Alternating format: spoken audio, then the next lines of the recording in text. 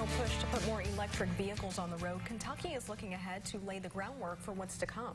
Bodie Brooks has more from the state capitol as lawmakers got a first look at the state's plans for more charging stations.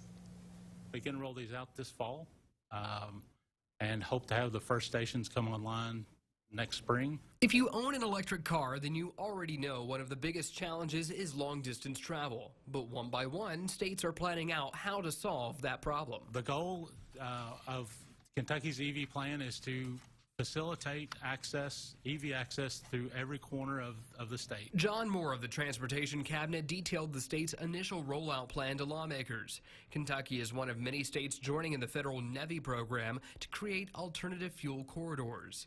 Once the state's plan is approved, the first 2 years of funding will become available, more than $20 million. I'm sure you're all asking, where will these be deployed? Well, we don't know yet.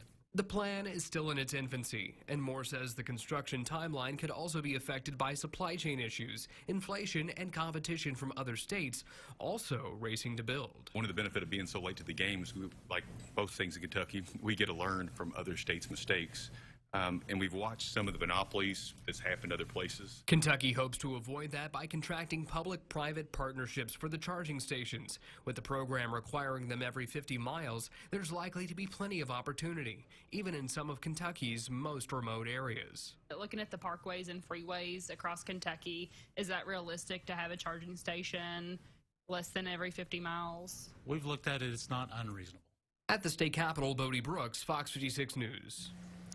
There are some things that still have to be considered, such as how much it will cost drivers who use the stations and long-term concerns like added strain on the power grid.